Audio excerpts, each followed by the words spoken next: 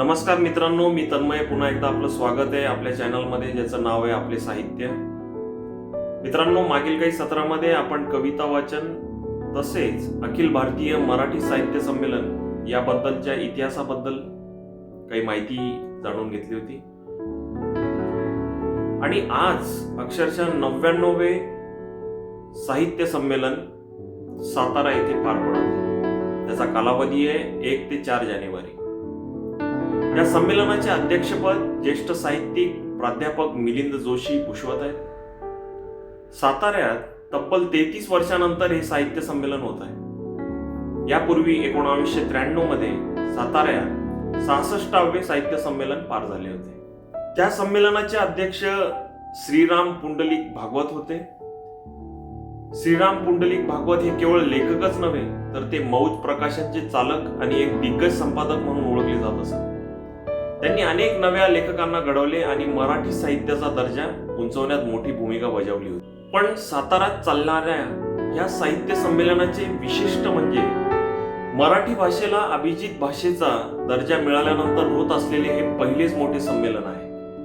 त्यामुळे संपूर्ण संमेलनात मराठीचा अभिमान हा मुख्य केंद्रबिंदू आहे. या निमित्ताने मराठी भाषेचा इतिहास सांगणारे खास दालनही उभारण्यात आलेले आहे.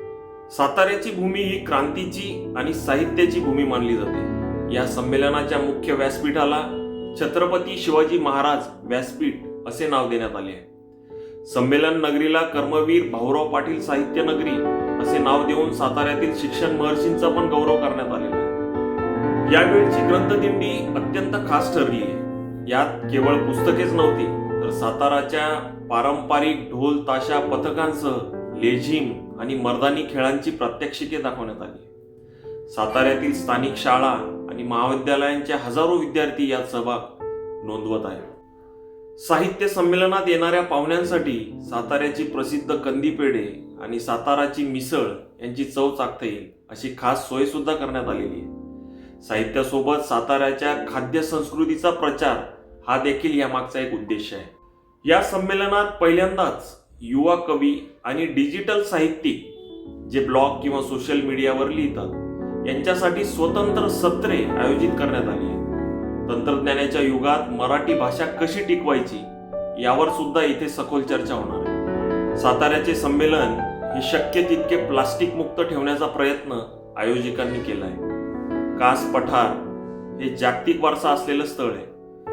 त्यामुळे पर्यावरणाचा संदेश देणारे फलक आणि उपक्रम संमेलन परिसरात पाहायला मिळत आहे.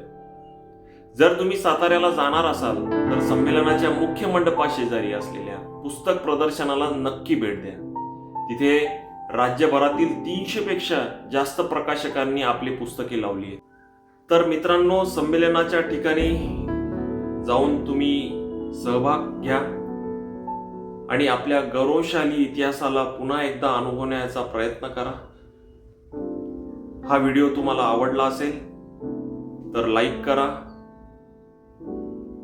आपल्या मित्रांमध्ये शेअर करा आणि सबस्क्राईब करा. पुन्हा एकदा भेटू पुढच्या सत्रात. नमस्कार.